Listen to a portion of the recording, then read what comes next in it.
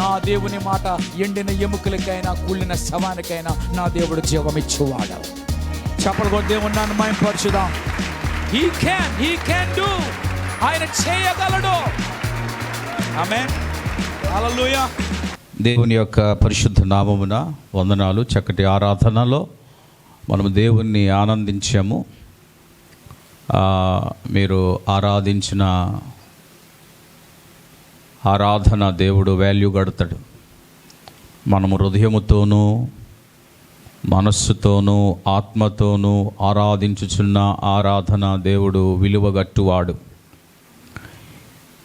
ఈ ఉదయకాలము ప్రభువుని ఆరాధించువారు ఆత్మ ద్వారా ఆత్మతో వాక్యం చెప్తుంది, ఆత్మతో ఆరాధించాలి అన్నది. కనుక ఈరోజు శరీర బలముతో కాదు, బుద్ధి బలముతో కాదు, ఆత్మతో ఆరాధించువారు మధ్య, ఆత్మతో ఆరాధించువారితో, ఆత్మతో ఆరాధించు వారికి, ఆత్మతో ఆరాధించు వారి మీద, ఆత్మతో ఆరాధించే ప్రతి ఒక్కరికి కూడా దేవుడు తన ఆత్మ బలమును కలుగచేయువాడు. ద ఎలక్ట్రిసిటీ, విద్యుత్ శక్తి, ఈ జనరేటర్ నుండి విద్యుత్ శక్తి ఒక ట్రాన్స్ఫర్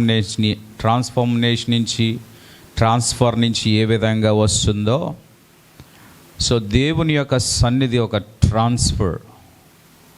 ఎలక్ట్రికల్ ఈ విద్యుత్ శక్తి నిల్వ చేస్తూ ఈ ట్రాన్స్ఫర్ నుంచి నియమించబడినటువంటి ప్రతి వాట్స్కి సమపాలంగా ఒక్కొక్క దానికి విడుదల చేస్తూ ఉంటుంది.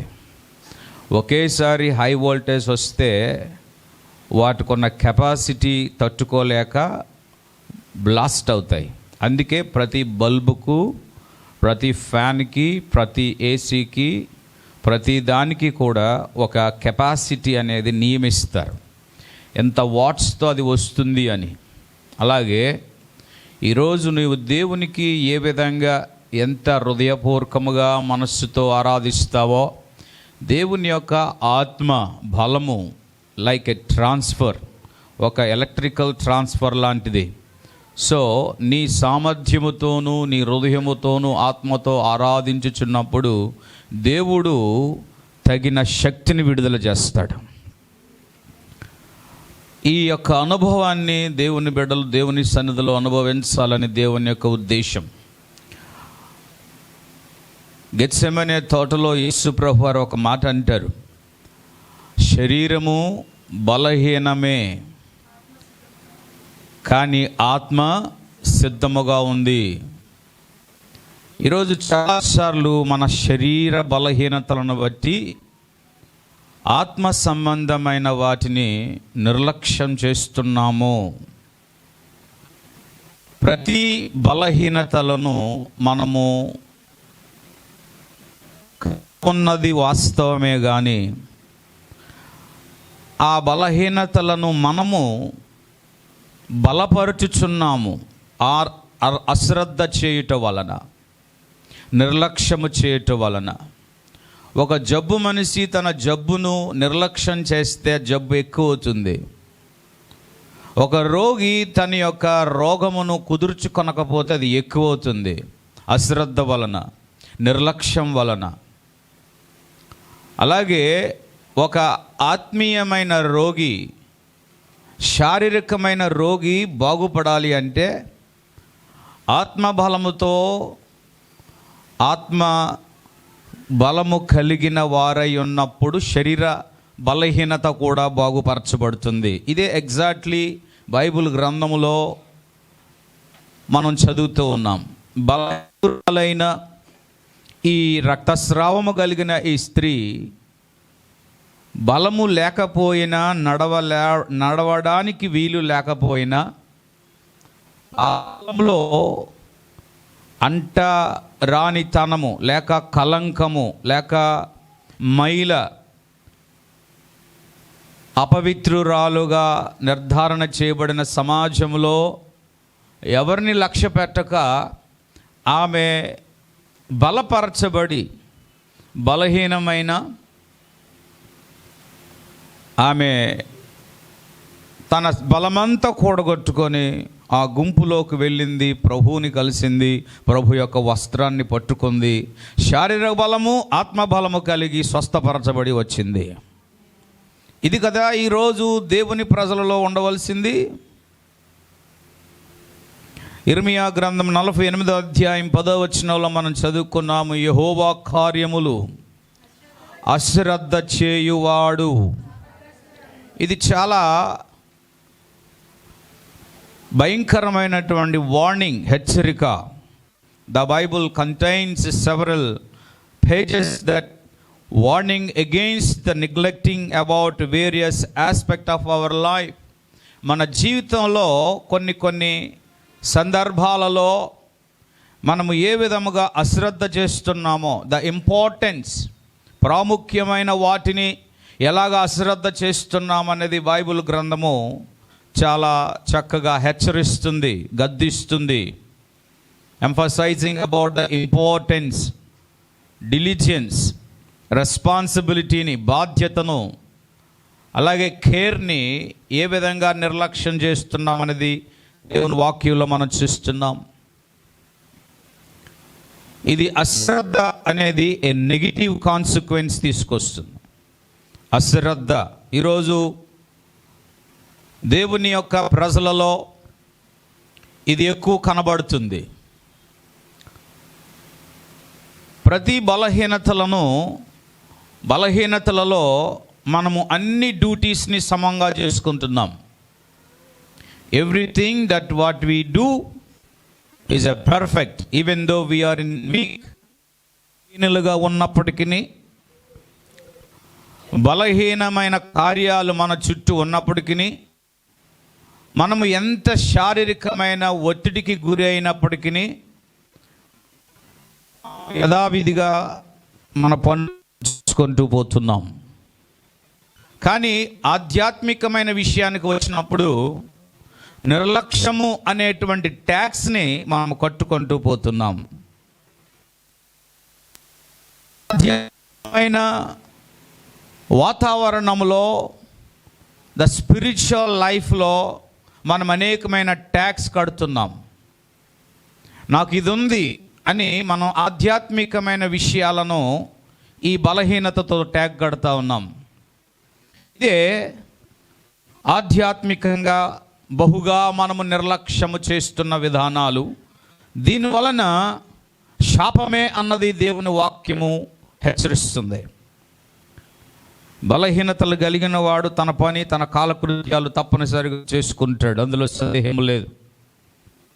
బలహీనము ఉంది అని చెప్పి ఈరోజు మన పనులు మనం మానేలేదు, నిద్రపోవడం మానేలేదు, ఇంటిలో ప్రతిదీ కూడా మనం చేసుకుంటున్నాం. Unless and until we have a chronic disease, దీర్ఘకాలిక వ్యాధులతో బాధపడిన వారు తప్ప ప్రతి ఒక్కరూ కూడా వారి పనులను వారు చక్రంగా చేసుకుంటున్నారు, డ్యూటీస్ని చేసుకుంటున్నారు.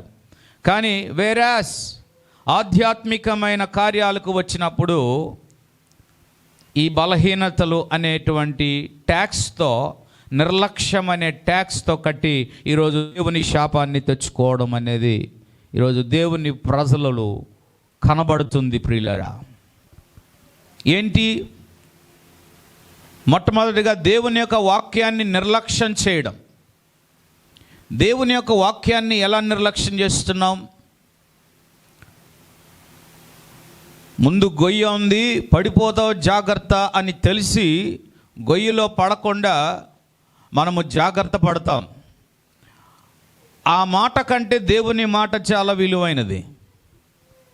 హెబ్రీయులు రాసిన పత్రిక 2వ అధ్యాయము 1-3 వచనాలు మీరు చదివితే అక్కడ ఏ విధంగా ఈ అశ్రద్ధ విషయంలో దేవుని ప్రజలు ఎంత నిర్లక్ష్యంగా ఉన్నారు అన్నది అక్కడ కనబడుతుంది. నిర్లక్ష్యము నీ జీవితంలో నీ ఆశీర్వాదాన్ని పాడు చేస్తుంది. మీరు అనుకుంటారు నేను నిర్లక్ష్యంగా ఉండలేదు అని అనుకుంటున్నారు, కానీ మీకు తెలియకుండానే ఆ నిర్లక్ష్యం మిమ్మల్ని కంట్రోల్ చేస్తుంది. ఎలాగా?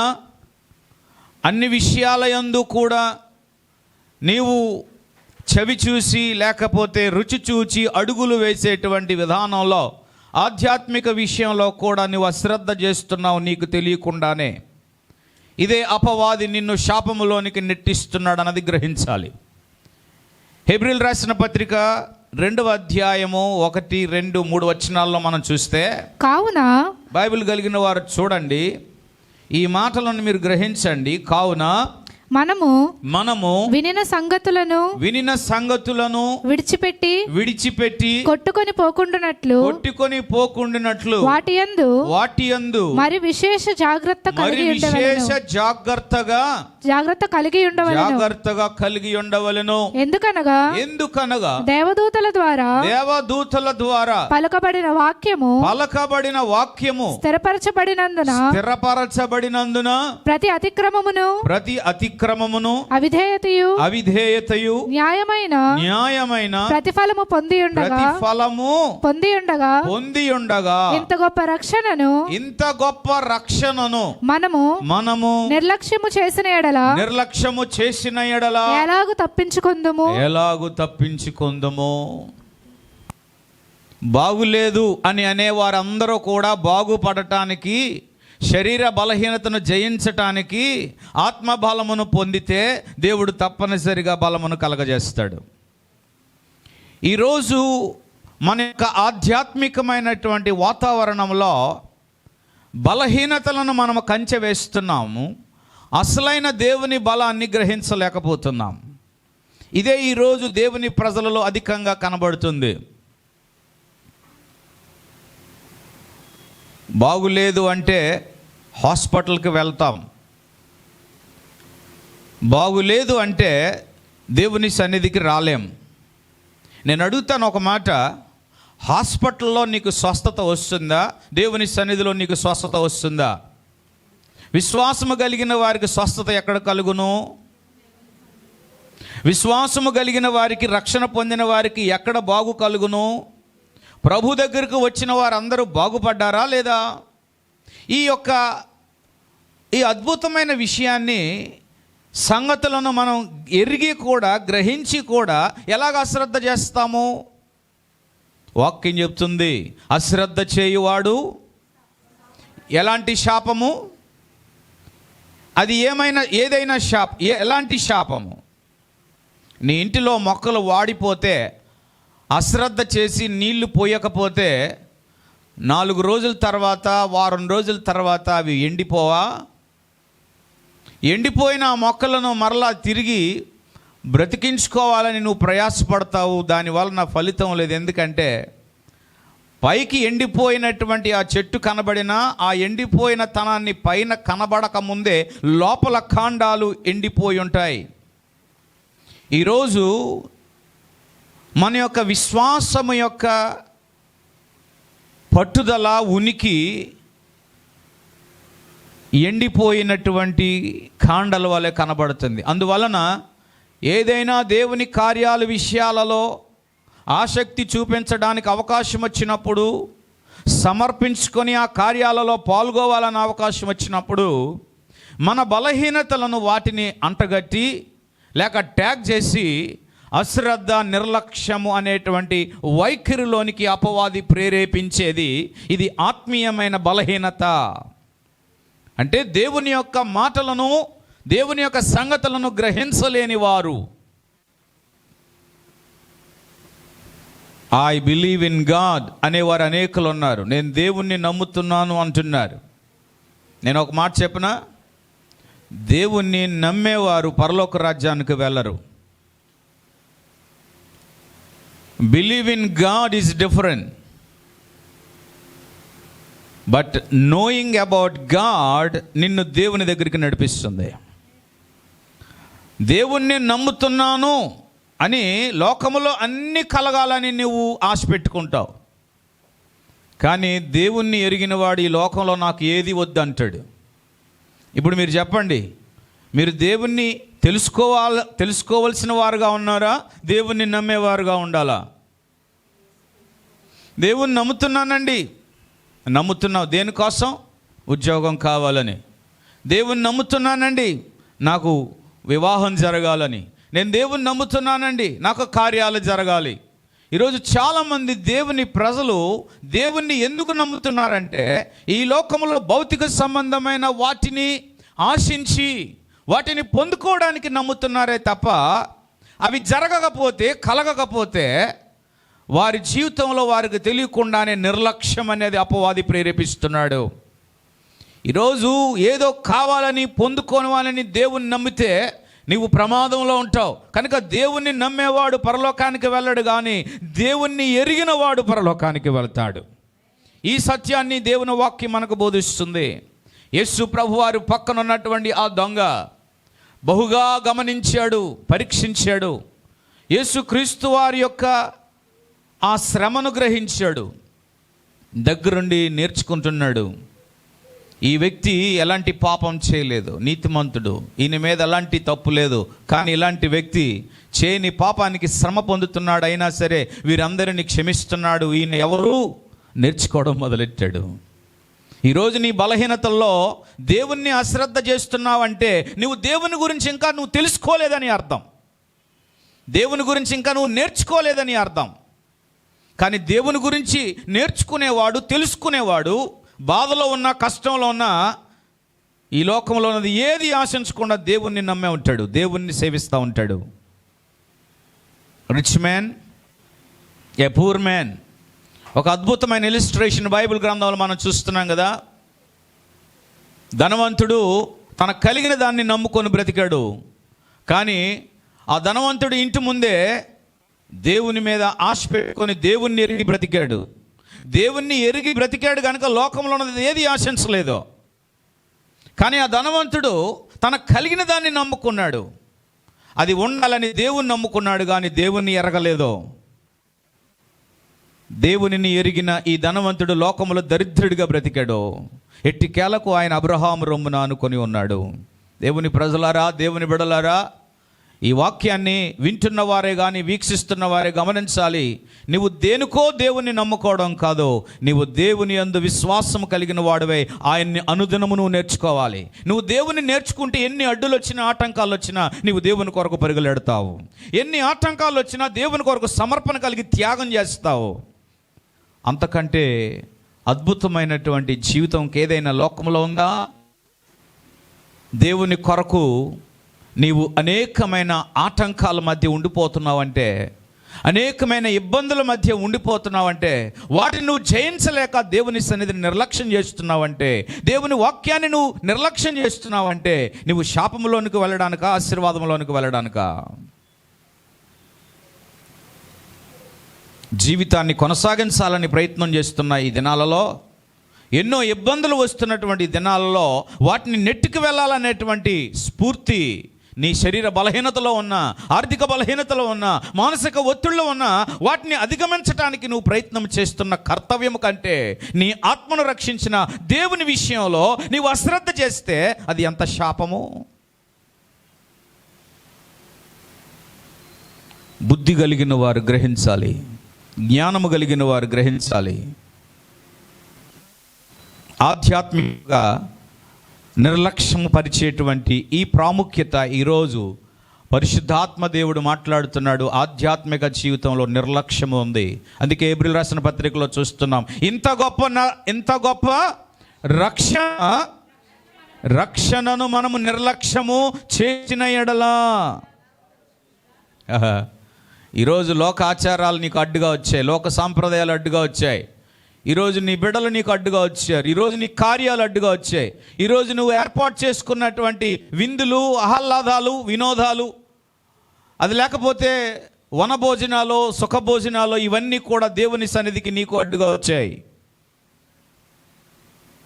వీటి వల్ల నీకు తెలియకుండానే నీ రక్షణ నిర్లక్ష్యం అవుతుంది.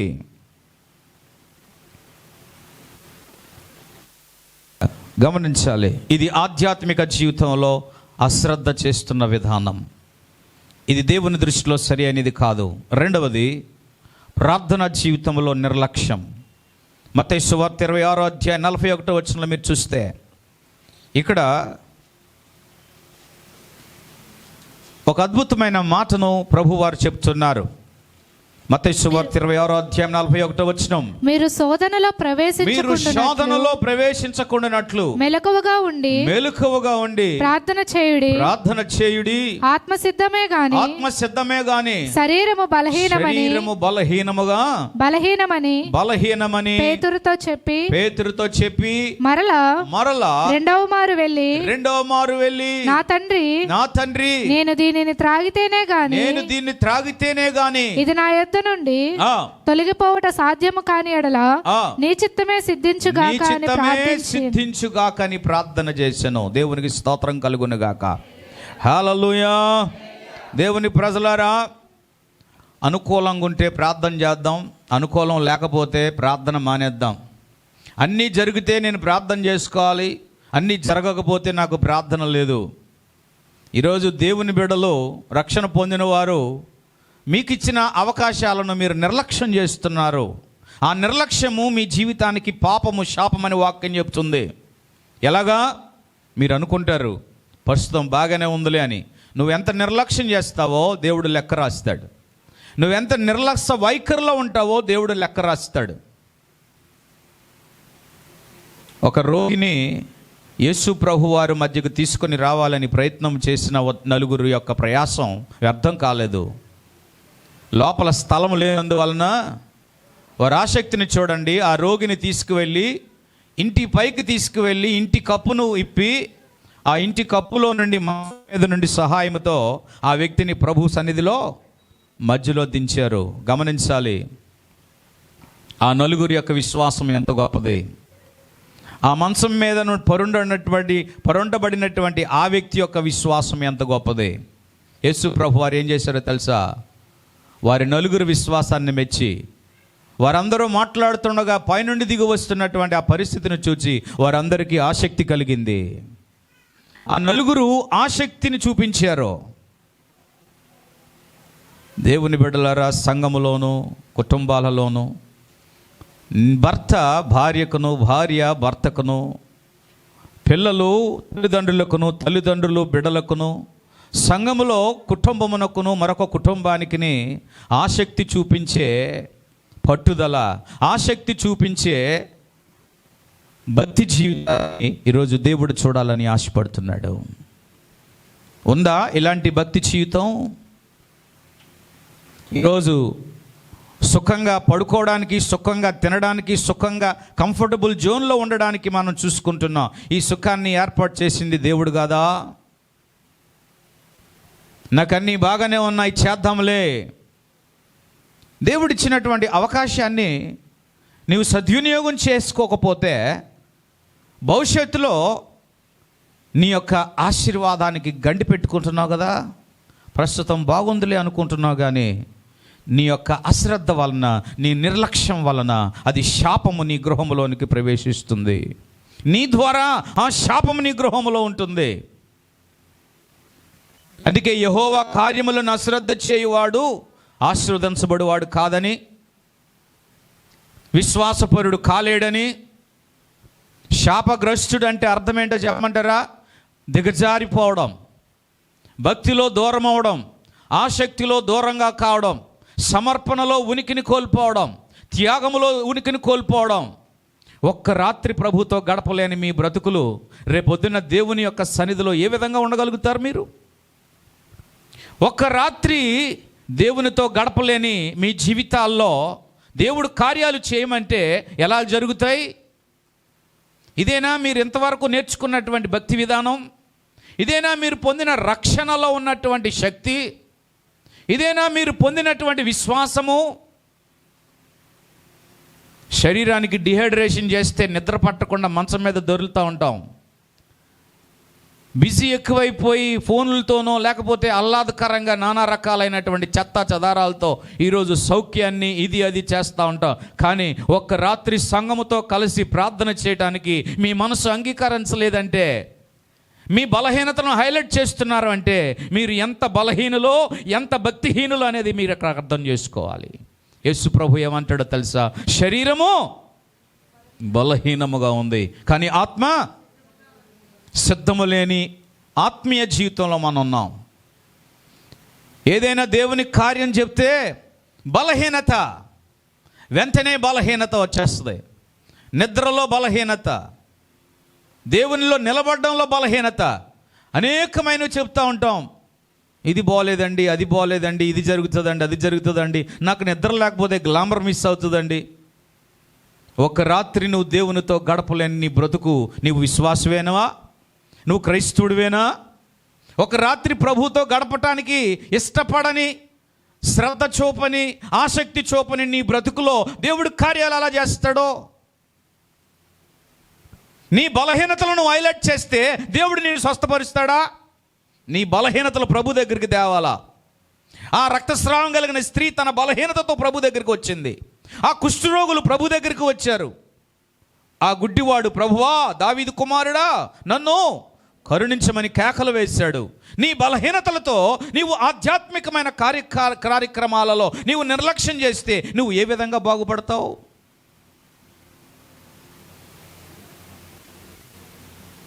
నీలో ఆసక్తి, నీలో శ్రద్ధ, సమర్పణ నీలో ఉన్నప్పుడు ఏది నీకు అడ్డు రాదు. దేవుని కొరకు నువ్వు సమర్పణ కలిగి ఉంటే ఏది అడ్డు రాదు.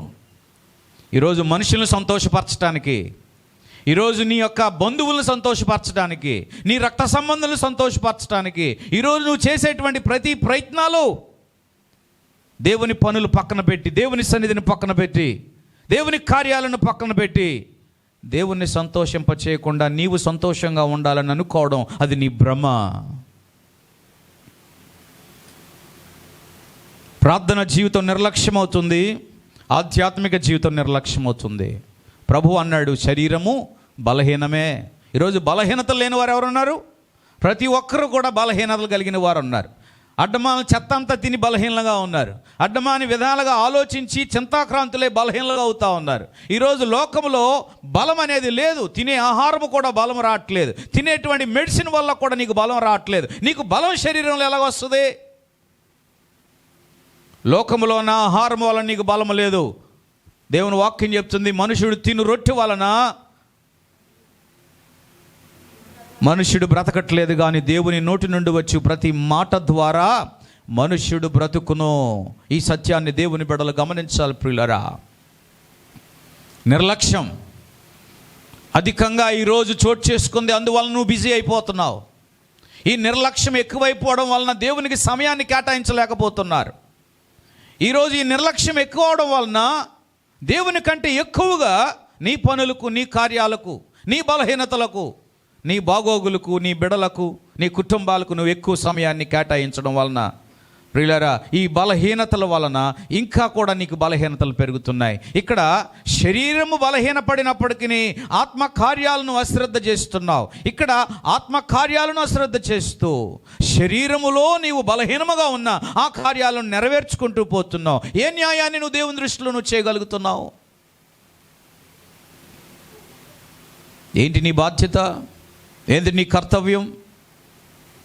ఆధ్యాత్మిక జీవితంలో ఉన్న నిర్లక్ష్యం అది శాపం కాదా? ప్రార్థన జీవితం విషయంలో కూడా శాపం కాదా? ఎవరో నీ కోసం ప్రార్థన చేస్తున్నారు, వాస్తవమే. ఎవరో నీ కోసం ప్రార్థన చేయమని అడిగితే వారు ప్రార్థన చేస్తున్నారు, కానీ నీవు దేవునికి నువ్వు ప్రార్థన చేసుకునేటువంటి బాధ్యత నీకు లేకపోతే, దేవుని సన్నిధిని నీవు దొంగిలించి దేవుని యొక్క కార్యాలను నువ్వు అశ్రద్ధ చేస్తే నీవు చిక్కుల్లో పడతావు. ఆ చిక్కులు కూడా ఎవరు ఎప్పలేరు. ఇబ్బందుల్లో పడతావు. ఆ ఇబ్బందుల్లో నుండి కూడా ఎవరు నీకు సహాయం చేయలేరు. కొన్ని ఇబ్బందులు, కొన్ని చిక్కులు ఎందుకు ఈ విధంగా ఎందుకు వస్తున్నాయంటే గమనించాలి. నీవు దేవుని కార్యాలను అశ్రద్ధ చేయుట అది నువ్వు గ్రహించలేకపోతున్నావు. దేవుని కార్యాలను అశ్రద్ధ చేయడం అనేది చాలా శాపం ప్రియులరా. ఈరోజు నీ శరీరంలో రోగం ఎందుకు పోవట్లేదు? నువ్వు ప్రభువుని నమ్ముకున్నావు కదా, విశ్వసిస్తున్నావు కదా, ప్రార్థన లేదా, వాక్యం ఎడల పట్టు లేదా? దేవుని బిడ్డ మనం గమనించాలా. మీరు దేవుని యొక్క మాటలు విని కూడా వాటిని అశ్రద్ధ చేస్తే దానికి కూడా లెక్క అప్పగించవలసి ఉంటుంది. నీ కుటుంబంలో నువ్వన్ని బాధ్యతలు ఎలా నెరవేర్చుకుంటున్నావో సంఘంలో నీ బాధ్యత కూడా అంతే ఉంది. ఆ బాధ్యతను నువ్వు మర్చిపోతే నువ్వు అశ్రద్ధ చేస్తున్నావు, నువ్వు నిర్లక్ష్యపరుడువు. మీలో కొంతమంది అనుకోవచ్చు, మేము ఏదో ఊరు నుండి వచ్చాం, మాకు ఈ సంఘంతో పని లేదు కనుక ఈ సంఘంలో మేము ఏమీ అవసరం లేదు, మాకు ఏ సంబంధం లేదని నువ్వు అనుకుంటున్నావేమో. అది చాలా తప్పు. ఆత్మీయంగా బలపడుతున్న నీవు, ఆత్మీయంగా స్థిరపడుతున్న నీవు, నీ కోసం నీ కుటుంబం కోసం ప్రార్థిస్తున్న సంఘం విషయంలో నువ్వు అశ్రద్ధ చూపితే అది శాపం కాదా? ప్రతిరోజు కూడా నీ సుఖం చూసుకుంటున్నావు, నీ ఆహారం చూసుకుంటున్నావు, మంచిదే, అది దేవుడిచ్చాడు. ఆయన అనుమతించలేకపోతే నువ్వు నిద్రపోలేవు, ఆయన అనుమతించలేకపోతే నువ్వు భోజనం చేయలేవు. ఎంత కంఫర్ట్ కలిగిన జోన్ని దేవుడు నీకు పెట్టాడు అంటే ఆయనకు కృతజ్ఞతగా తెలియచేయడం. ఫంక్షన్లకి షికారులకి వెళ్ళాలంటే రాత్రి ఎంత టైం అయినా పర్వాలేదు, కానీ we don't care about sleep. మనకు నిద్ర మనం పట్టించుకోం, మన ఆరోగ్యం పట్టించుకోం, కానీ ఆనందాన్ని కలిగి ఉంటాం. అదే దేవుని సన్నిధిలో ఒక రాత్రి గడపటానికి ఎన్నో బలహీనతలను మనం ముందుకు దేవుడు చూపెడతా ఉన్నాం. అదే నిన్ను శాపములోనికి నెట్టుతుంది. ఇకపోతే మూడవది, అశ్రద్ధ దేవుడు నీకు ఇచ్చినటువంటి ఇంపార్టెన్స్, ప్రాముఖ్యత. నువ్వు మందిరంలో ఉన్నావు కదా, నీ ప్రాముఖ్యత ఏంటి? నువ్వు కూర్చొని వెళ్ళిపోయేది నువ్వు చూపించే ప్రాముఖ్యత కాదు. నువ్వు దేవుని సన్నిధిలో ఒక ప్రాముఖ్యుడువు. దేవుడు నిన్ను చూస్తున్నాడు, దేవుడు నీతో మాట్లాడుతున్నాడు. నువ్వు ఆరాధించే వారితో ఏకీభవిస్తున్నావు, ప్రార్థించే వారితో ఏకీభవిస్తున్నావు కాబట్టి you are important in the church. సంఘములో నీవు ప్రాముఖ్యమైన వాడువు కనుక ప్రాముఖ్యమైనటువంటి బాధ్యత నువ్వు కలిగి ఉండాలి. This is a work place. నీ గృహము అది నీ వర్క్ ప్లేస్, లేకపోతే నీ వ్యాపారము అది నీ వర్క్ ప్లేస్. కానీ దేవుని సన్నిధిలో కూడా, దేవుని పని కూడా వర్క్ ప్లేస్లో నువ్వు ఉన్నావు. ఏం చేయాలి వర్క్ ప్లేస్లో?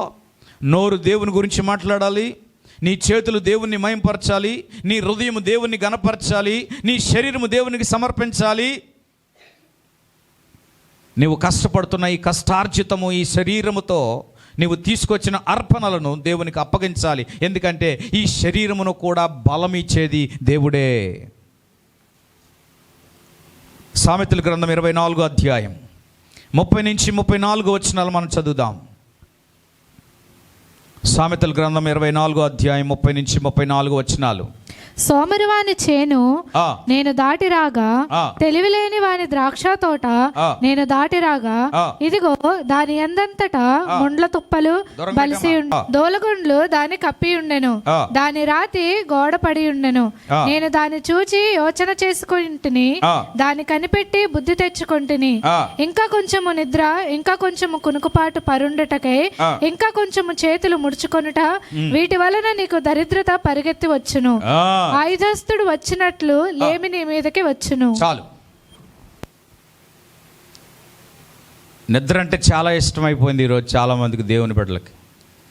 చర్చిలో కూడా నిద్రపోతున్నారు, ఉదయకాల ప్రార్థనలో లేవడం కూడా నిద్రపోతున్నారు. నిద్ర శారీరక నిద్ర అవసరమే, కానీ నిద్ర కంటే, కావలసిన నిద్ర కంటే అధికంగా నిద్రపోతే, వినండి, ఉదయకాల ప్రార్థన 4 గంటలు లేవాలి అని అనుకుంటాం, కానీ ఇంకా కాసేపు పడుకుందాం.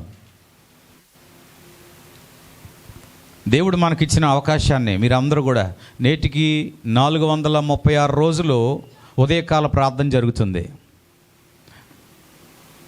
దాని విషయంలో కూడా మీరందరూ అశ్రద్ధ చేస్తున్నారు. అది కూడా ఒక రకమైన శాపమే.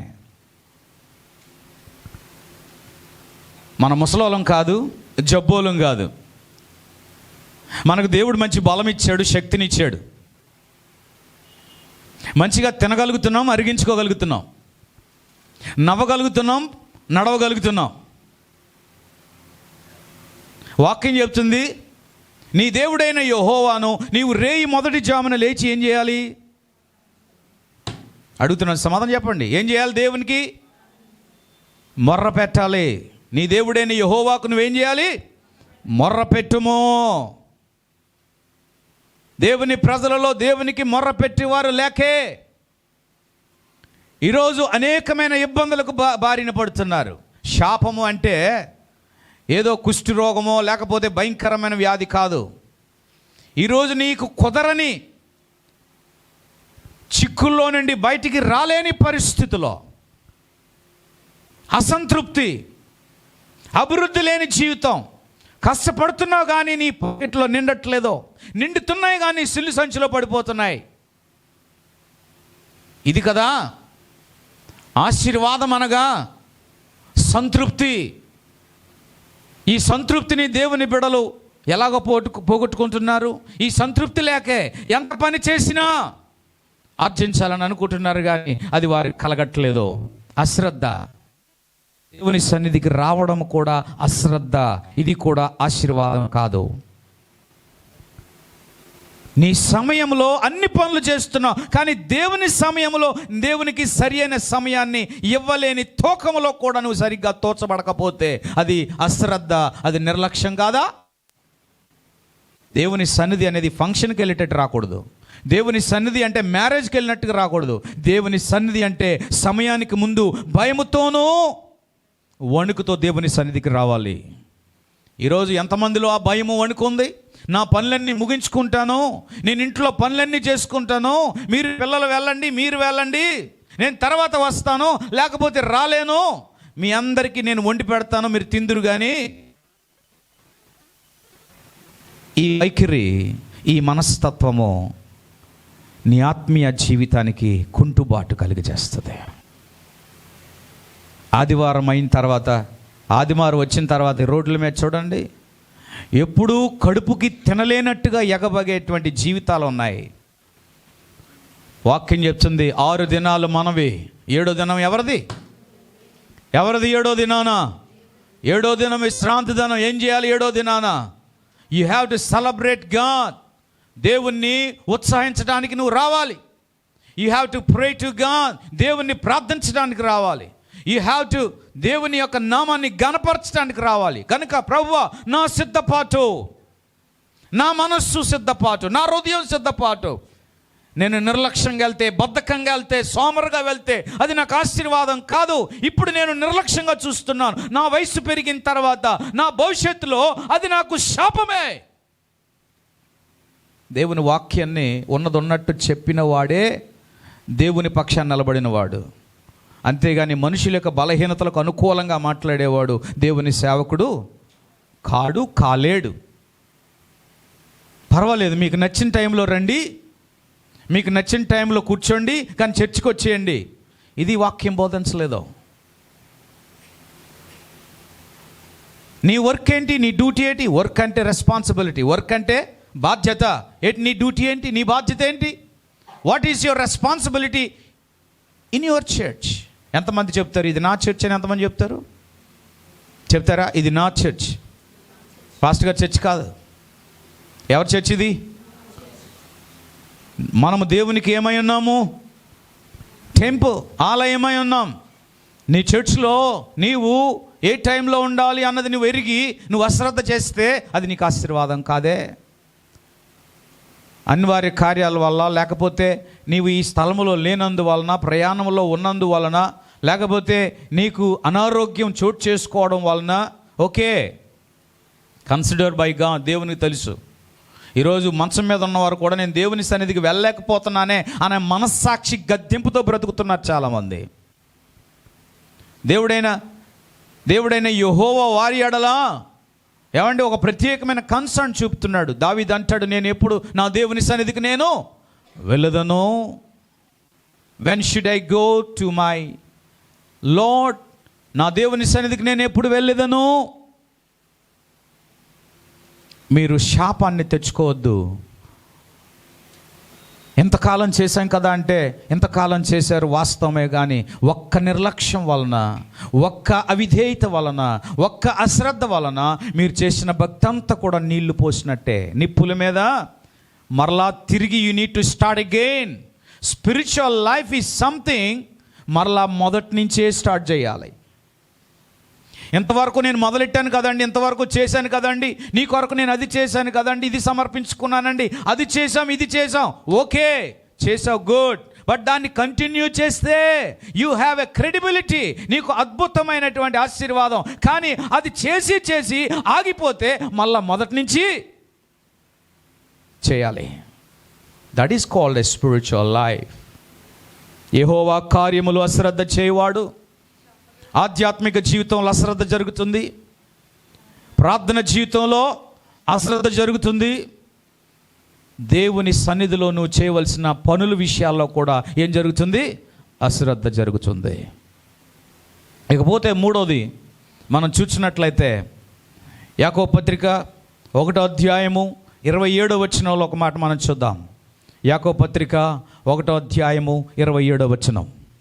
తండ్రి అయిన దేవుని ఎదుట పవిత్రమును నిష్కలంకమైన భక్తి ఏదనగా దిక్కులేని పిల్లలను విధవరాండ్రులను వారి ఇబ్బందిలో పరామర్శించుటయు ఇహలోక మాలిన్యము తనకంటకుండా తన్ను తాను కాపాడుకొనుటయునే. yes. ఈరోజు దేవుని బిడ్డలలో మరొక నిర్లక్ష్యం కనబడుతుంది. అంటే they neglect the Christians, the poor Christians. బీదలైన వారిని నిర్లక్ష్యం చేయడం,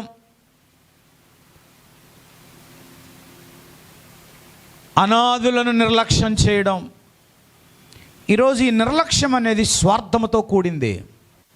ఈరోజు మనుషులలో కనబడుతుంది స్వార్థం. ఏంటి స్వార్థం? ఏంటి భక్తిహీనత? స్వార్థము భక్తి చేసేవారిలో ఉండదు. నిస్వార్థం అనేది దేవుడు కోరుతున్నాడు.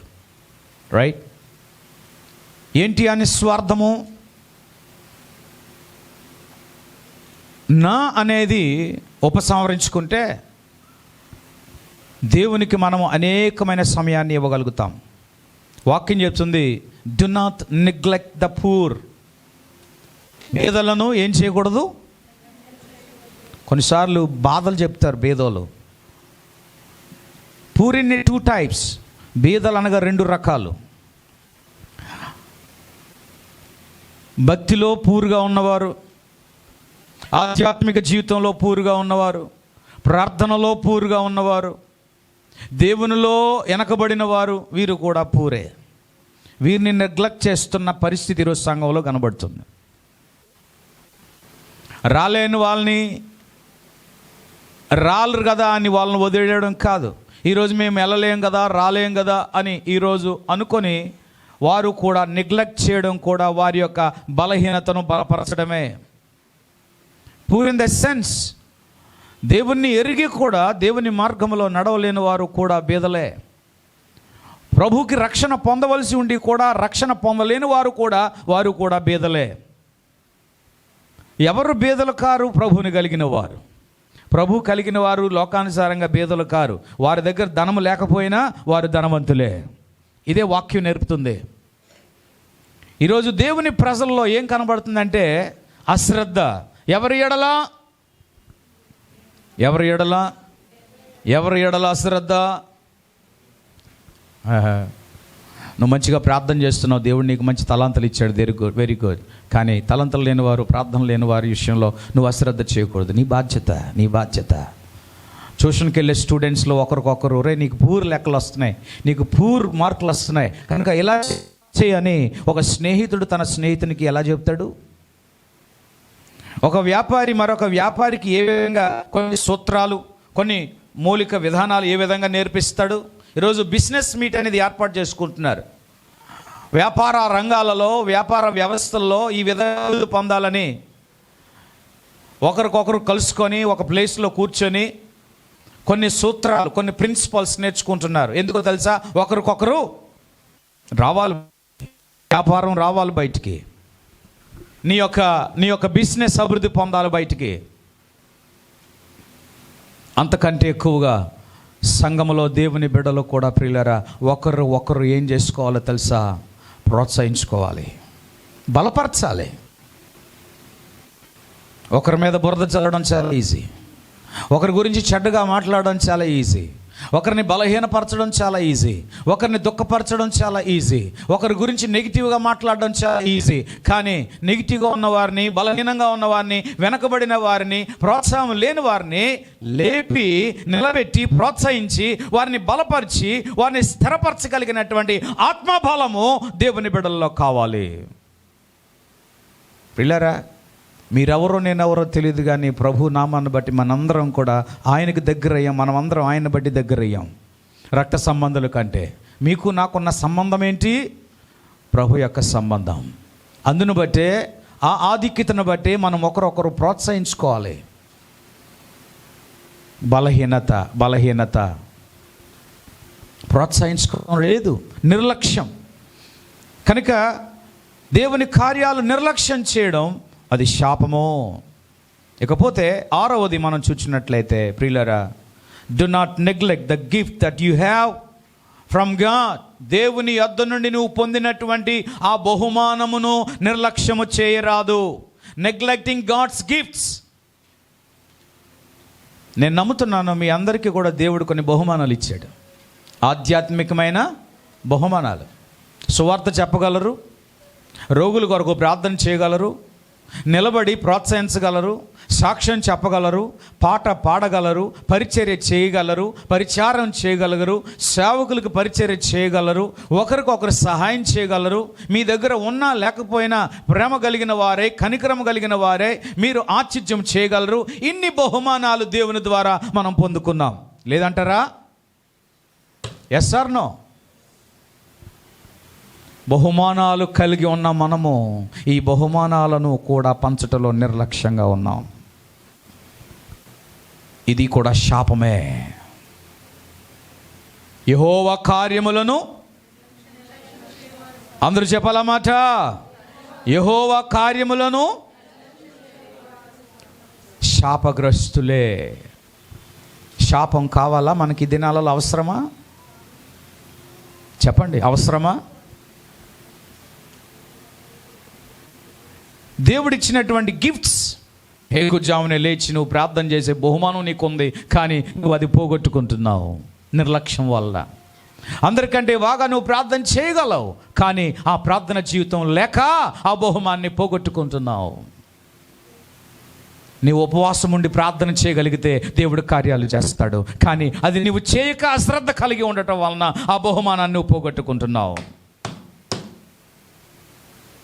నువ్వు మాట్లాడితే దేవుడు వింటాడు, కానీ ఆ బహుమానాన్ని పోగొట్టుకుంటున్నావు. నువ్వు పాడితే అద్భుతంగా పాడుతావు, కానీ ఆ బహుమానాన్ని నువ్వు కోల్పోతా ఉన్నావు నిర్లక్ష్యం వలన. నువ్వు నడిపిస్తే అనేకులను నడిపించగలుగుతావు, కానీ అది నడిపించకపోవడం వలన ఈరోజు దేవునికి నీవు నిర్లక్ష్యంగా ఉన్నావు.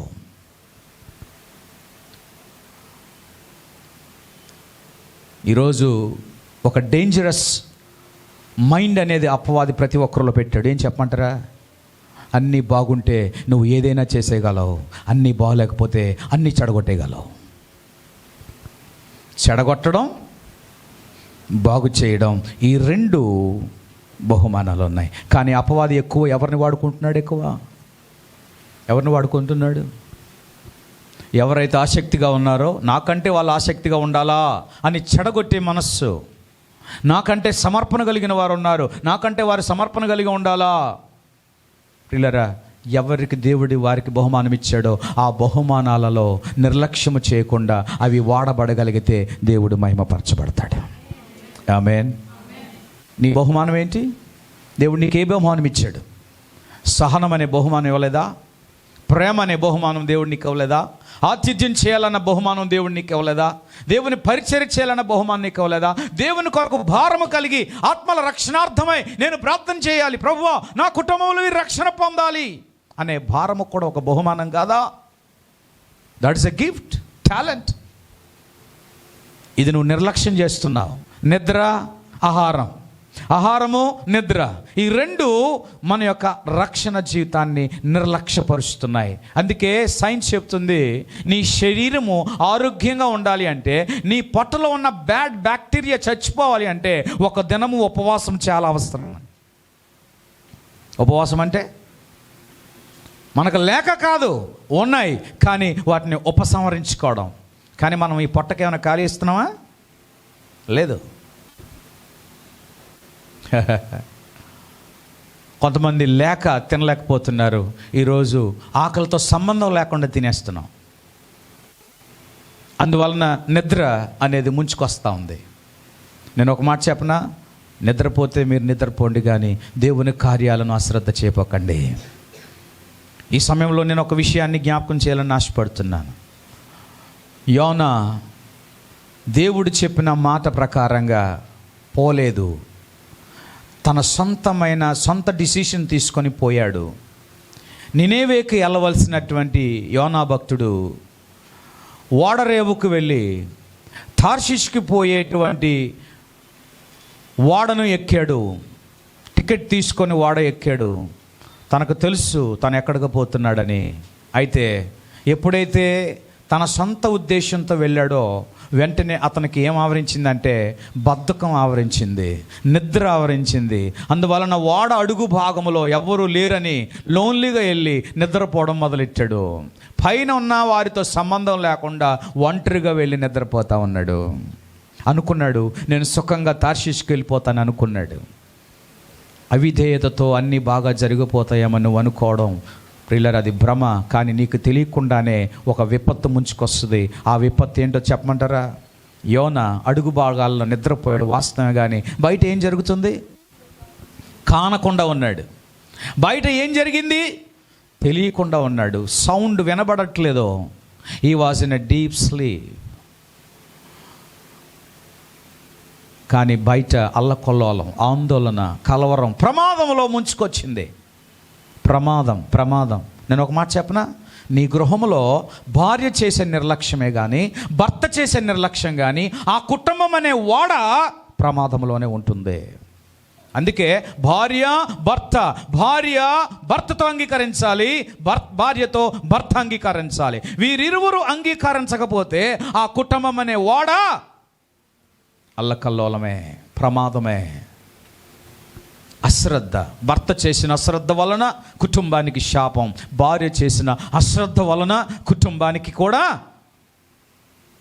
లోతు భార్య వద్దు, వెనకకు చూడొద్దు, ఆ మాటను నిర్లక్ష్యం చేసింది, అవిధేయత చూపింది.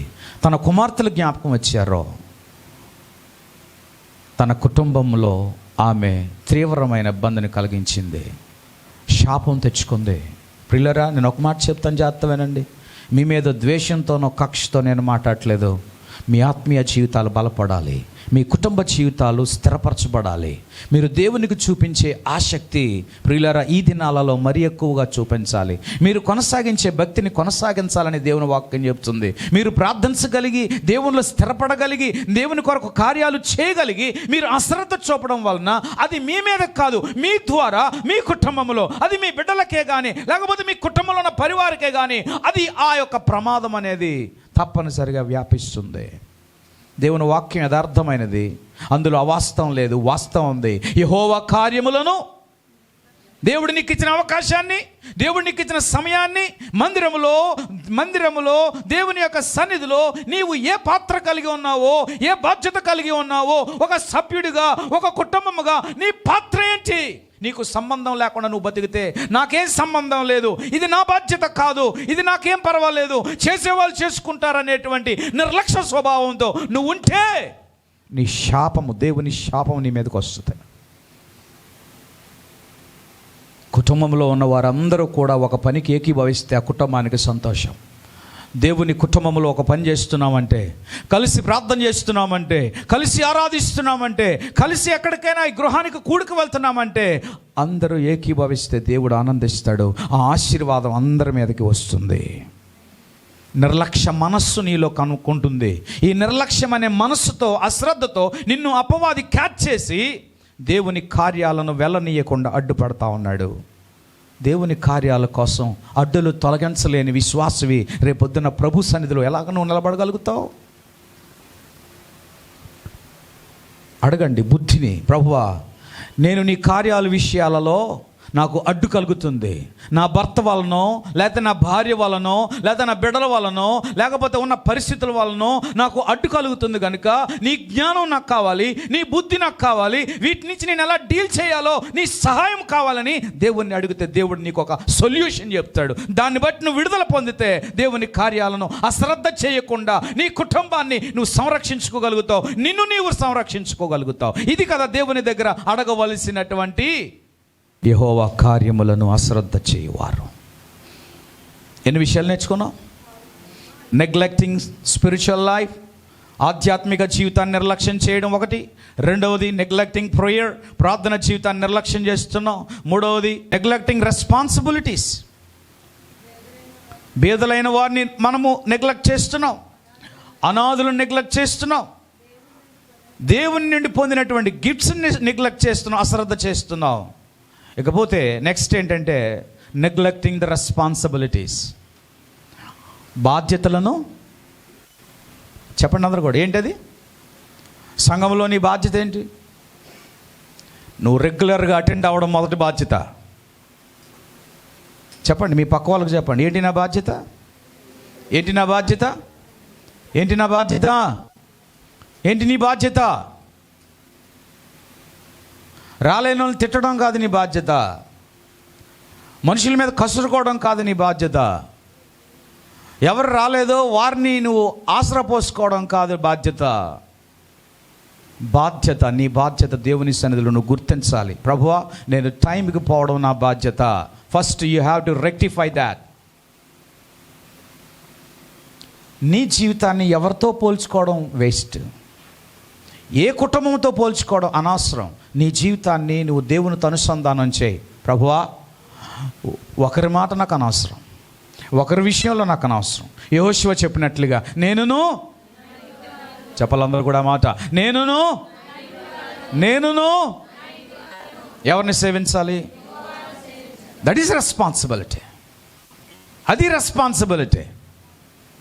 నువ్వు దేవుని సన్నిధిలో నీ బాధ్యతను గుర్తిస్తే నా దేవుడు నీ గృహమును విషయంలో దేవుడు జాగ్రత్త వహిస్తాడు, నీ ఫైనాన్స్ విషయంలో దేవుడు జాగ్రత్త వహిస్తాడు. ఎందుకంటే ఎవరైతే దేవుని కార్యాలలో బాధ్యత వహిస్తారో దేవుడు వారిని మర్చిపోయే దేవుడు కాదు. అందుకే దేవుడు కొంతమందిని ఎన్నిక చేసుకున్నాడు.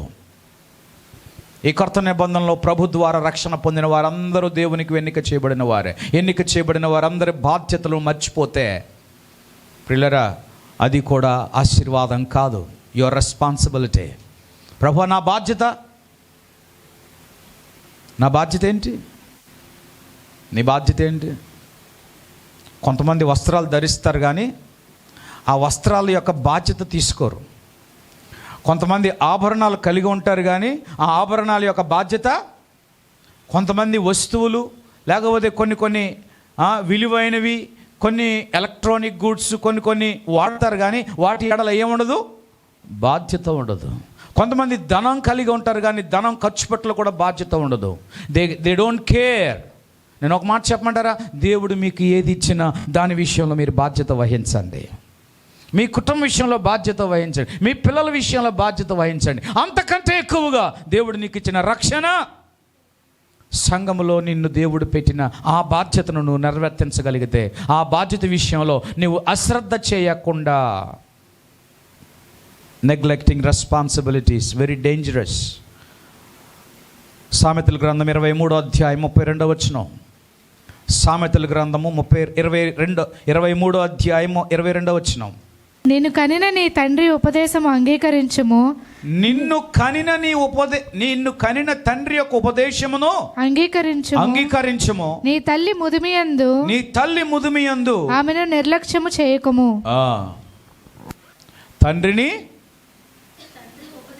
తండ్రిని నిర్లక్ష్యం చేయకూడదు, తల్లిని కూడా. ఇప్పుడు తల్లి తండ్రి ఎవరు మనకి?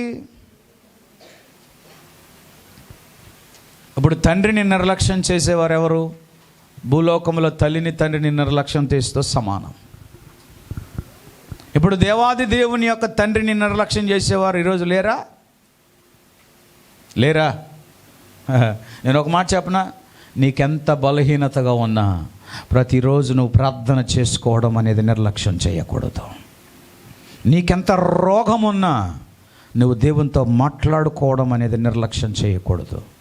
నీకెన్ని పరిస్థితులు ఉన్నా దేవుని వాక్యం ఆ రోజు, దేవుని యొక్క మాట ఆ రోజు నువ్వు ధ్యానించడం, వినడం నువ్వు నిర్లక్ష్యం చేయకూడదు. నీకు ఎన్ని అడ్డులు ఆటంకాలున్నా నీతో పాటు సమానంగా నీ సన్నిధికి, దేవుని సన్నిధికి పోయే వారితో నువ్వు ఏకీభవించి ఆరాధించడం అనేది నువ్వు నిర్లక్ష్యం చేయొద్దు. భూమి మీద ఈ బాధ్యతను వహిస్తే నా దేవుడు నీకు దీర్ఘాయుష్యాన్ని కలగజేస్తాడు, నీ కుటుంబాన్ని బలపరుస్తాడు, నీ పిల్లలని ఆశీర్వదిస్తాడు. ఇది నేను చెప్తున్న మాట కాదు, ఈ మాటను మీరు అండర్లైన్ చేయండి. ఈరోజు తండ్రులు నిర్లక్ష్యంగా ఉన్నారు, తల్లులు నిర్లక్ష్యంగా ఉన్నారు, పిల్లలు కూడా నిర్లక్ష్యంగా మారుతూ ఉన్నారు. కుటుంబ ప్రార్థన ఈరోజు కుటుంబాల్లో లేదు. టీవీ ముందు ప్రత్యక్షమవుతూ ఉన్నారు, సెల్ ఫోన్లు పట్టుకొని బిజీ అయిపోతూ ఉన్నారు. కుటుంబ ప్రార్థన ఈరోజు దేవుని ప్రజలలో లేదో.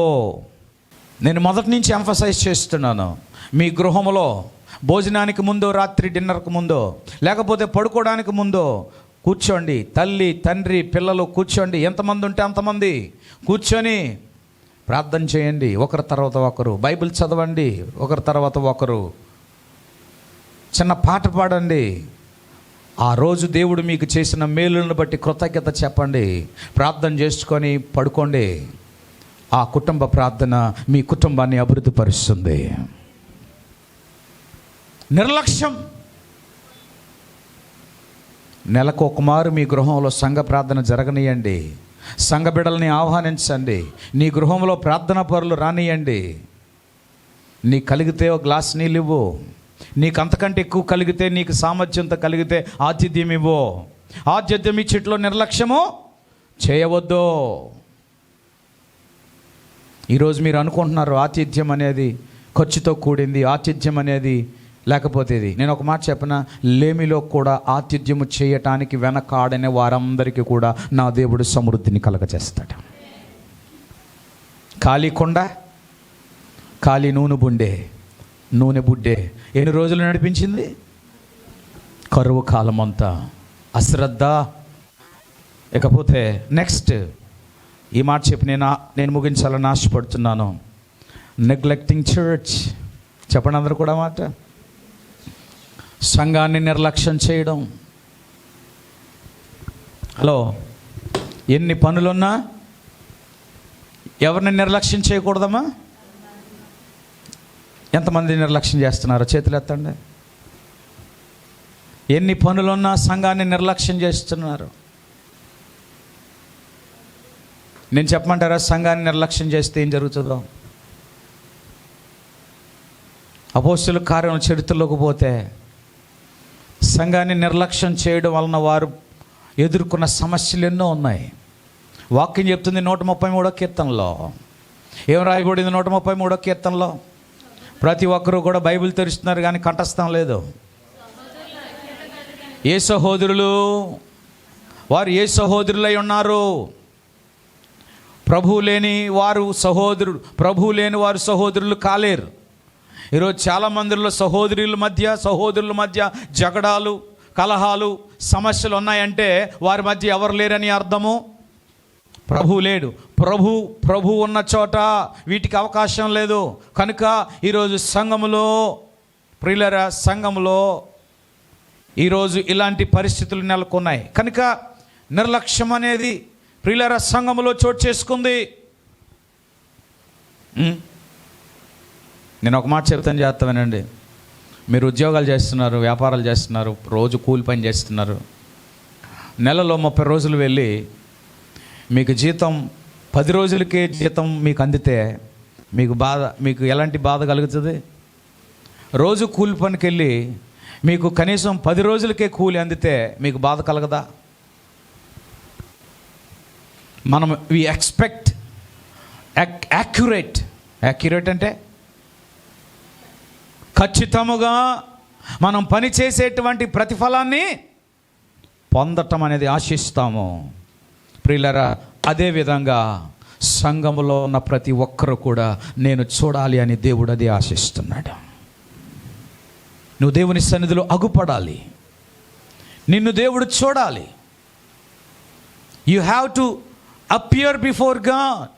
నిన్ను నీవు దేవునికి నువ్వు అగుపరుచుకోవాలి, కనబడాలి. That is obedience. అదే విధేయత. నువ్వు కనబడకపోతే అవిధేయత, అది నిర్లక్ష్యం కింద దేవుడు రాస్తాడు. సంఘము ఎడల ఈరోజు నీవు ఏ విధంగా ఉన్నావు? అశ్రద్ధగా ఉన్నావు.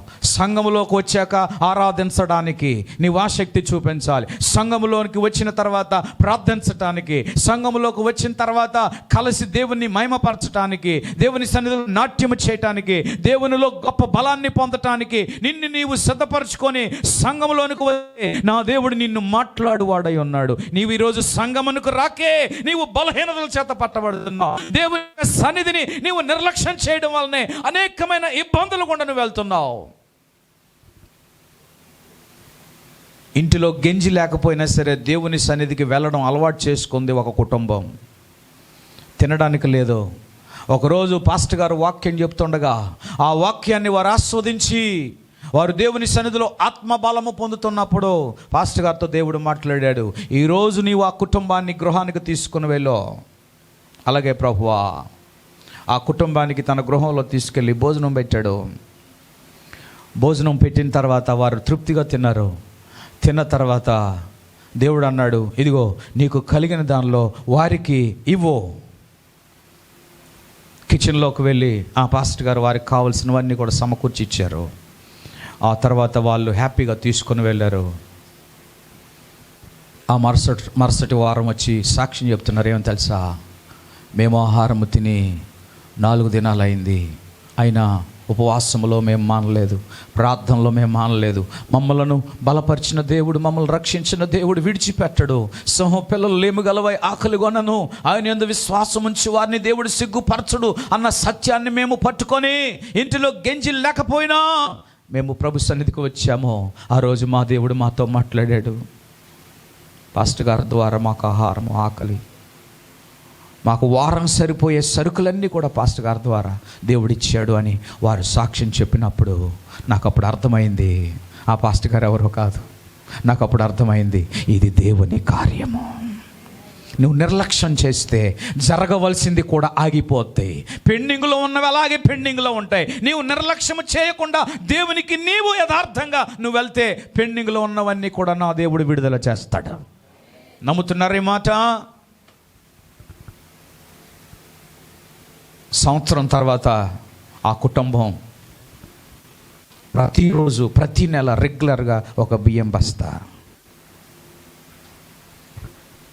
చర్చికి తీసుకొచ్చేసాం. నేను అన్నాను, ఎందుకు మీరు తీసుకొస్తున్నారు? అయ్యా, దేవుడు మమ్మల్ని దీవించాడు, మమ్మల్ని ఆశీర్వదించాడు, మీరు మా ఇంటికి భోజనంకు రావాలి, మీరు మా ఇంట్లో ఆతిథ్యం తీసుకోవాలి.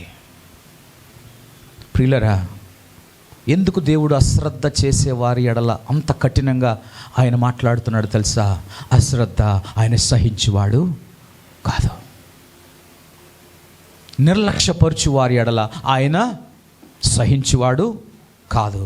ప్రియులరా, ద కాన్సిక్వెన్స్ ఆధ్యాత్మికమైన నిర్లక్ష్యం వలన ఏమండి మన ఆత్మ కోల్పోతుంది, బలము కోల్పోతుంది. వి లాస్ అవర్ సోల్. దేవునికి మనకున్న సంబంధాన్ని మనం కోల్పోతాం. మనకున్న ఆర్థిక పరిస్థితి మాంద్యంలోకి వెళ్ళిపోద్ది. అది మాత్రమే కాదు, మనకున్నటువంటి ఆ యొక్క కఠినమైన హార్డ్షిప్ చేయాలన్న ఆలోచనను మనం కోల్పోతాం, శ్రద్ధను కోల్పోతాం. వి లాస్ ఆపర్చునిటీస్, అంటే మనకు దేవుడిచ్చే అవకాశాలను కూడా మనము కోల్పోయే అవకాశం ఉంది. The responsibility, the negative impact అనేది కనబడుతుంది. ఒక సహోదరుడు అలాగే చర్చిలో చప్పట్లు కొట్టేవాడు కాదు, ప్రార్థన చేస్తే కళ్ళు మూసేవాడు కాదు, మందిరంలో చాలా నిర్లక్ష్యంగా ఉండేవాడు, చదువుకున్న డిగ్రీ కానీ ఆయనకి ఏమీ లేదు. ఒకరోజు నేను చెప్పాను, నాన్న ఇది సవ్యం కాదు, దేవుని సన్నిధిలో పాడేవారితో పాడాలా, చప్పట్లు కొట్టేవారితో నువ్వు చప్పట్లు కొట్టాలా, మోకరించినప్పుడు అందరితో మోకరించాలా, అందరితో ఏకీభవించాలంటే చేసేవాడు కాదు. గొప్పగా చదువుకున్నాడు కానీ ఈ పని మాత్రం చేసేవాడు కాదు, అవిధేయుడిగా ఉండేవాడు. ఎన్నో ఉద్యోగాలకి వెళ్ళాడు కానీ అందరూ రిజెక్ట్ చేసేవారు. ఈ లాస్ ద ఆపర్చునిటీస్. నేను ఒక మాట చెప్పనా, నువ్వు దేవునికి విధేయత చూపితే, సంఘములో నువ్వు దేవునికి విధేయత చూపితే, నా దేవుడు నీకు తెలియకుండానే అవకాశాలు నీ దగ్గర తీసుకొస్తాడు. హల్లెలూయా. ఒకరోజు ఆయన ఉపవాస ప్రార్థనలో మోకరించాడు, ప్రభువా ఏంటి నా పరిస్థితి అని. దేవుడు మరలా మాట్లాడాడు, సాక్ష్యం చెప్పాడు, నిజమే నేను అశ్రద్ధగా ఉన్నాను, నిర్లక్ష్యంగా ఉన్నాను, ప్రార్థన చేసి బుద్ధేది, వాక్యం చదవబుద్దే, దేవుని సన్నిధికి రాబుద్దేసేది కాదు, నేను ఎంత నిర్లక్ష్యంగా ఉన్నాను, ఇప్పుడు నేను మారానని మారు మనసు పొందాడు, పశ్చాత్తాపడ్డాడు. ఇక ప్రార్థన చేయడం మొదలెట్టాడు. అందరికంటే ముందు శుక్రవారం ప్రార్థనకు వచ్చేసేవాడు, అందరికంటే ముందుగా ఆదివారం ప్రార్థనకు వచ్చేసేవాడు, అందరికంటే ముందుగా పాడడం నేర్చుకునే మొదలెట్టాడు. ఈ విధంగా చేయడం వలన ఆయన దేవుని సన్నిధిలో బలపడుచుచున్న కొలది దేవుడు అతనికి ఉద్యోగ అవకాశము ఆ చర్చికే దేవుడు తీసుకొచ్చాడు. నేను అబద్ధాలు చెప్పట్లేదు, వాస్తవాలు చెప్తున్నాను, నా అనుభవంలో ఉన్న సత్యాలు చెప్తా ఉన్నాను. నువ్వు నిర్లక్ష్యం అనేది, నీ పిల్లలు భోజనం చేయకపోతే నిర్లక్ష్యంగా ఉంటే తల్లిదండ్రులుగా నీకు ఎంత బాధో, సంఘములో నువ్వు రావలసి, బాధ్యత చూపించవలసి, సంఘ నియమాలను పాటించవలసి, అందరితో పాటు ఏకీభవించవలసిన నీవు కూడా నిర్లక్ష్య వైఖరి చూపితే అంతకంటే ఎక్కువగా సేవకునికి బాధ ఉంటుంది. మీకు ఆనందమేమో, సేవకుని దుఃఖపెట్టి మీరు ఆనందంగా ఉండాలని అనుకుంటున్నారా? అది మీ భ్రమ. దేవుణ్ణి దుఃఖపెట్టి మీరు సంతోషించాలని అనుకుంటున్నారా? అది మీ భ్రమ. లోబడండి, విధేయత చూపండి, వస్తామంటే రండి, రాము అంటే రావద్దు, దేవుని కొరకు చేస్తామంటే చేయండి. ఆధ్యాత్మిక జీవితంలో మొగమాట పనికిరాదు, సమర్పణ కావాలా, దేవునికి అందుబాటులో ఉండాలా, త్యాగం చేయాలి. త్యాగం చేయలేని వారు ఈరోజు బలహీనులుగా ఉన్నారు. అయ్యో దేవుని సన్నిధికి ఎలాగా, ఇప్పుడే చుట్టాలు వచ్చారు, ఇప్పుడే వాళ్ళకు భోజనాలు వండాలా, ఎలాగా? భోజనాలు ఎప్పుడైనా చేస్తాం, కానీ దేవుని సన్నిధి ఆ రోజు దొంగిలిస్తే, ఆ రోజు మిస్ అయితే మరుసటి రోజు మరలా అలాంటి సన్నిధి వస్తుందా? రాదో. ప్రియులారా, సమరయుడి గురించి అక్కడ ఎంతమంది అతన్ని నిర్లక్ష్యం చేశారు వాక్యం చెప్తుంది. వాక్యంలో మనం చూస్తున్నాము, లూకాసు సువార్త 10వ అధ్యాయం 25-37 వచనంలో ఏం రాయబడి ఉంది? లూకాసు సువార్త 10వ అధ్యాయం 25-37 వచనాలు. అందుకు యేసు ఇట్లా, నేను ఒక మనుష్యుడు యెరూషలేము నుండి యెరికో పట్టణమునకు దిగి వెళ్ళుచు దొంగల చేతిలో చిక్కెను. చాలు. ఒక మనిషి దొంగల చేతిలో చిక్కాడు, కొట్టబడ్డాడు, పొర ప్రాణంతో పడవేయబడ్డాడు. మొదట ఎవరు వచ్చారని వాక్యం చెప్తుంది. ఒక యాజకుడు వెళ్ళాడు, చూచాడు కానీ నిర్లక్ష్యంతో వెళ్ళిపోయాడు. తర్వాత ఒక లేవీయుడు వచ్చాడు, చూచాడు కానీ నిర్లక్ష్యముగా వెళ్ళిపోయాడు. తర్వాత ఒక సమరయుడు వెళ్ళాడు కానీ ఏం చేశాడు? అతనిని చూచి ఏం చేశాడు? సమరయుడు వచ్చి ఏం చేశాడు? అతన్ని చూచి, దీన్ని ఏమంటారు తెలుసా? కేర్. చూచి అతని మీద ఏం పడ్డాడు? జాలిపడి, పరామర్శించి, ఆయన దగ్గర ఉన్న నీళ్లు పట్టి, అతని కట్టులను కట్టి, అతని వాహనంలో ఒక పూట కూలి వన దగ్గరకు తీసుకుని వెళ్ళి అప్పగించి అంటాడు, ఇదిగో అయ్యా నీకు డబ్బులు ఇస్తున్నాను, ఇది సరిపోకపోతే మళ్ళా నేను మళ్ళా వస్తానయ్యా, ఇస్తాను, ఈయన మాత్రం జాగ్రత్తగా చూసుకోవాలి. ఇందులో ఏముంది? నిర్లక్ష్యం ఉందా లేకపోతే శ్రద్ధ ఉందా? చెప్పాలందరూ కూడా. ఏముంది? శ్రద్ధ ఉంది. మనము మంచి సమరయుడి వల్ల దేవుడు తీర్చాడు. ఒక్కొక్కరి గురించి మనం ప్రార్థన చేసుకోవాలా, ఒక్కొక్కరి గురించి మనం జాలిపడాలా, ఒక్కొక్కరి గురించి మనం పట్టించుకోవాలి, ఒక్కొక్కరి గురించి మనం ప్రోత్సహించుకోవాలి. ఇది కదా ఈరోజు ప్రతి ఒక్కరిలో కూడా ఈ అశ్రద్ధ.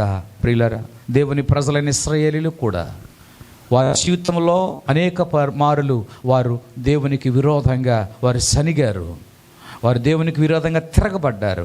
వారిలో ఎక్కువగా దేవునికి కనబడింది ఏంటో తెలుసా? నిర్లక్ష్యము. చెప్పండి, ఏం మాట? ఏంటి కనబడింది? నిర్లక్ష్యం. అందుకే వాళ్ళు సఫర్ అయ్యారు. వారి నిర్లక్ష్యం వల్ల వారు సఫర్ అయ్యారు. నువ్వు దేవుని కార్యాలు నిర్లక్ష్యం నీ ఇంటి పక్కనే ప్రార్థన అవుతా ఉంటే నువ్వు నిర్లక్ష్యంగా ఉంటే మరి నీ జీవితంలో సఫర్ రాదా?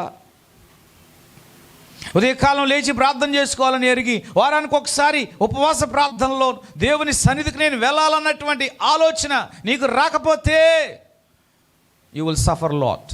నువ్వు ఇంకా సఫర్ అవుతావు. నేను ఒక మాట చెప్పమంటారా?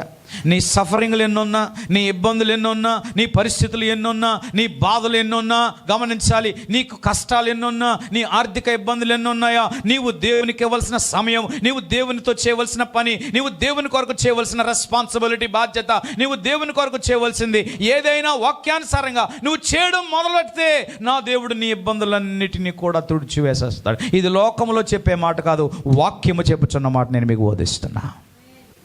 బాధలు పట్టుకొని నెత్తి మీద బుట్ట పెట్టుకొని నా బాధలన్నీ నా బుట్టలో ఉన్నాయని చెప్పి ఊరంతా ఏగి దేవుని సన్నిధికి రాకుండా నా బరువు ఎవరు దించుతారంటే, లోకంలో ఎవరైనా దించుతారా? నీకు డాక్టర్లు కూడా దించరు. నీ తట్ట మీద ఉన్న బరువు, నీ తట్టలో ఉన్న బరువు అది నీ నెత్తి మీద ఉంది.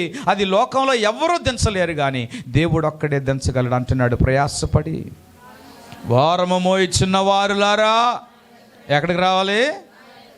లేదు, మీరు జాగ్రత్తగా పడుకోండి. అమ్మో రాత్రంతా ప్రార్థనే. మంచం మీద నువ్వు అటు ఇటు కదిలినప్పుడు రాత్రి 3 గంటల వరకు తెలిగేసి ఉన్నప్పుడు నిద్ర రాలేనప్పుడు అప్పుడు లేదే నీకు ఆ భయం?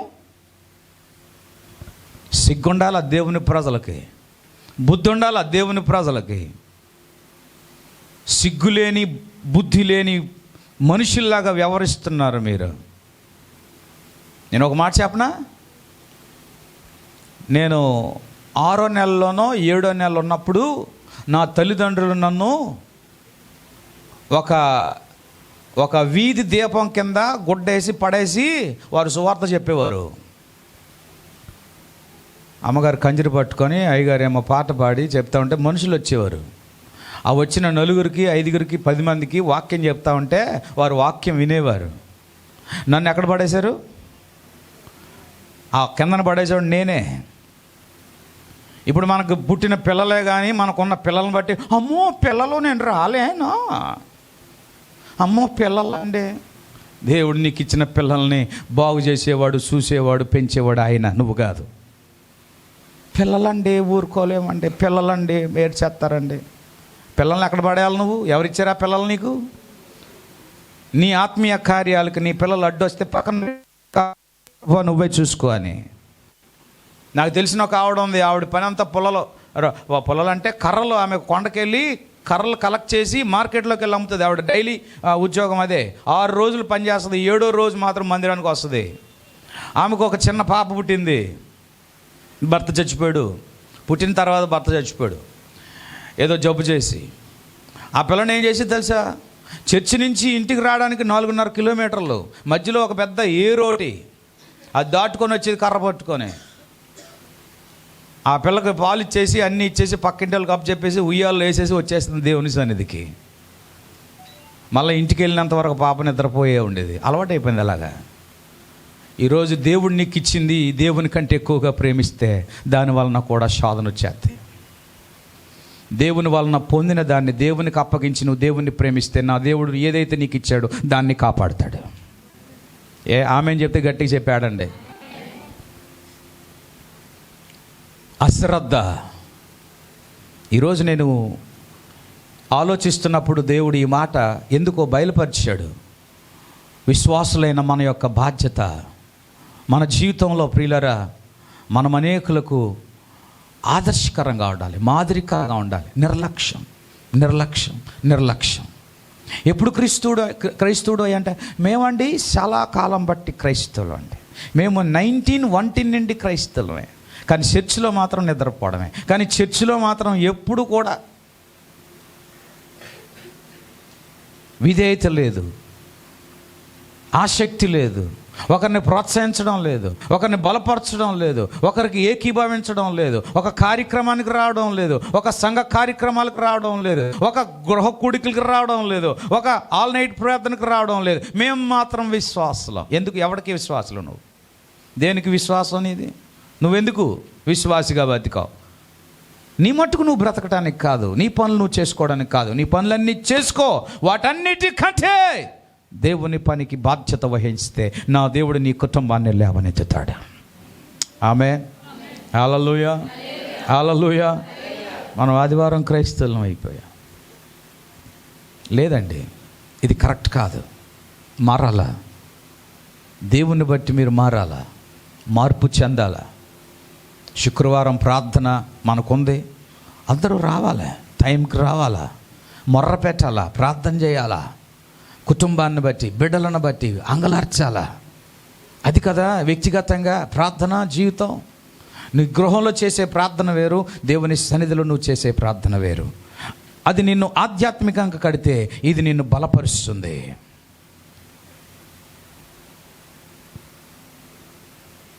నిర్లక్ష్యపరచువారు, యెహోవా కార్యములను నిర్లక్ష్యపరచువారు ఎవరు? ఇప్పుడు మీరు చెప్పండి, ఎంతవరకు మీరు చేసే నిర్లక్ష్యం? బైబిల్ చదవడం మానేసాం, కుటుంబ ప్రార్థన లేదు, వ్యక్తిగత ప్రార్థన లేదు.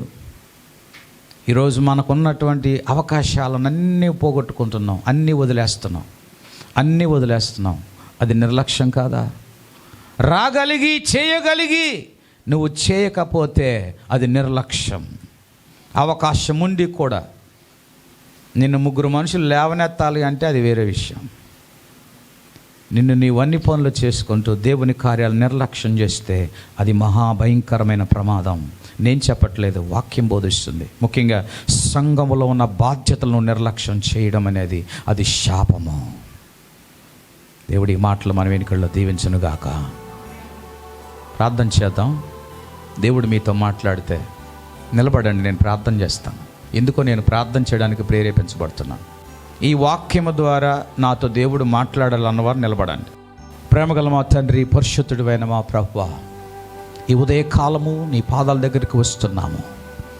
నీ స్వరము మాధుర్యము, నీ స్వరము శక్తివంతమైనది. నీ స్వరమును వినగలిగిన శక్తిని నీవే కల్పిస్తున్నావు. నీ స్వరమును వినుచున్న వారిని ఒప్పింపచేసే దేవుడువు నీవే ప్రభువా. ఈ ఉదయకాలము ఈ ప్రార్థనలో ఏకీభవించిన వారు నీ వాక్యము ద్వారా పట్టబడి అవును నిజమే అని ఒప్పుకొని నీ సన్నిధిలో నాయన నేరుగా తండ్రి తమ జీవితాలు సమర్పించుకొని ఒక నూతన తీర్మానములోనికి వస్తున్న బిడ్డలను నీ హస్తానికి అప్పగిస్తున్నాను. బలపరచండి. అపవాది ఈరోజు అనేకులను బలహీనస్తున్నాడు ప్రభువా, అశ్రద్ధలోనికి నడిపిస్తున్నాడు. నిర్లక్ష్యం అనేటువంటి నాయన ప్రభువా శాపాన్ని తీసుకొని వస్తున్నాడు తండ్రి. అది నీవు సహించని దేవుడు ప్రభువా. నాయన నిర్లక్ష్యపరుచువారు శాపగ్రస్తుడు అన్నావు అయ్యా. ఈ లోకానికి నువ్వు వచ్చింది శాపములను తీయటానికి, కానీ అపవాది మా నిర్లక్ష్యము వలన శాపాన్ని మరలా కొని తీసుకొని వస్తున్నాడు. ఈ సత్యాన్ని ఈ ఉదయ కాలం మేము నేర్చుకున్నాము తండ్రి. ఎంతమందిలో ప్రభువా ఈ నిర్లక్ష్య వైఖరి ఉందో, సమయం విషయంలో కానీ, సంఘ విషయంలో కానీ, వ్యక్తిగత జీవితం ప్రార్థన విషయంలో కానీ, ఆత్మీయ విషయంలో కానీ, ప్రార్థన విషయంలోనే కానీ, ప్రభు విశ్వాస విషయంలో కానీ, ఆతిథ్యం విషయంలో కానీ, ఇదిగో నాయన బాధ్యత విషయంలో కానీ ఎంతమంది నిర్లక్ష్యం కలిగి ఉన్నారో వాటన్నిటి నుండి యేసు నామములో విడుదల కలిగించమని ప్రార్థిస్తున్నాను. దేవా, విత్తబడిన ప్రతి మాట వారి హృదయాల్లో మీరు ఫలింపచేయండి. వారితో మీరు మాట్లాడండి. ఈ నిర్లక్ష్య వైఖరి వల్లనే అనేక ఇబ్బందులకు గురి అవుతున్నారు నాయనా. చిక్కుముడులలో జిగజారిపోతున్నారు తండ్రి. అపవాది అనేక రకములైన చిక్కుముడులు పెడితే మనసుకు శాంతి లేకుండా హృదయంలో కలవరాన్ని పుట్టిస్తూ ఉన్నాడయ్యా. వాటి నుండి నీ బిడ్డలైన మేము విడుదల పొందటానికి నీ కృప దయచేయండి. నీ వాక్యాన్ని మేము విన్నప్పుడు, నీ వాక్య సూత్రాల ప్రకారంగా మేము వెంబడించినప్పుడు ప్రభువా, ఇదిగో సులువైనది ఏదైనా ఇగో మీరు అనుకూలపరిచే దేవుడు తండ్రి. నీ జ్ఞానముతో నీ యొక్క బుద్ధితో మమ్మల్ని బలపరచండి. వెతబడిన వాక్యము విన్న ప్రతి హృదయాల్లో మీరు ఫలింపచేయమని ప్రార్థన చేస్తున్నాను. ఈ స్వరమును వినువారు, ఈ వాక్యమును వినువారు అందరికీ కూడా ప్రభువా ఒక నూతన అనుభవంలోనికి మీరు నడిపించండి. మీరే మహిమ పొందమని యేసు నామమున అడుగుచున్నాము తండ్రి. ఆమేన్.